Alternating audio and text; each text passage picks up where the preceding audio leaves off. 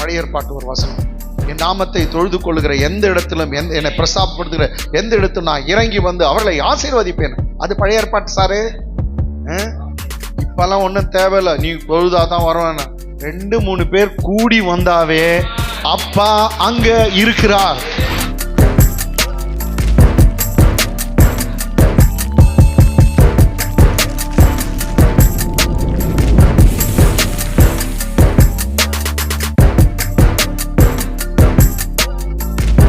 சொன்னார் பழைய ஏற்பாட்டு ஒரு வசனம்.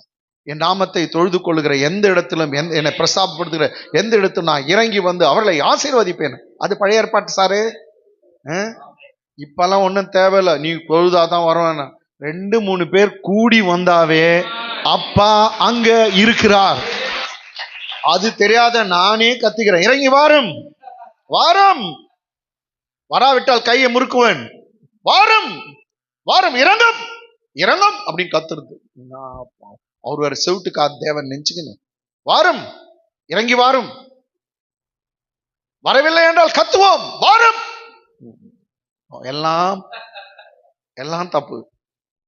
அவர் தான் சொல்லிட்டார், எங்க 2 பேர் 3 பேர் என் நாமத்துல கூடி இருக்காங்களோ நீ வாரம் சொல்ல அவசியம் இல்லை, நான் அங்கதான் இருக்கிறேன்னு சொன்னாரு. இன்னைக்கு இப்பொழுது நம் மத்தியில கர்த்தர் இருக்கிறார். கர்த்தர் அசைவாடி கொண்டிருக்கிறார். அவர் இருக்க இடத்துல விடுதலை, அவரிடம் இருக்க இடத்துல சுகம் உண்டு. ஒரு சமயம் வியாதியோடு பலவீனத்தோடு வந்திருப்பினா நீங்க சுகத்தை பெற்றுக்கொள்ளுங்கள். இயேசுவின் நாமத்துல சுகம் அடைவீர்களாக. Be healed in Jesus. குழப்பங்கள்லாம் எடுத்து போடுகிற ஒரு இடம், உன் தேவைகளை சந்திக்கிற இடம். ஏன்னா எங்க தேவனுடைய வார்த்தை புறப்படுகிறதோ அங்க விடுதலை உண்டு. தேவனுடைய வார்த்தை இருக்க இடத்துல விடுதலை உண்டு. ஆமென். சத்தியம் புறப்படுகிற இடத்துல விடுதல் நிச்சயமாய் உண்டு. அதான் இன்னைக்கு ஒரு சத்தியம், வாரும், தேவையே இல்லை, வாரும். அவனும் கொஞ்சம் பேர் நினைச்சுக்கிறாங்க, நான் சொன்ன நானே கத்திக்கிறேன்னு சொன்னேன். இறங்கும் இறங்கும் அப்படி கண்ணு இப்படி எல்லாம் பண்ணுவாரு, இறங்கும்.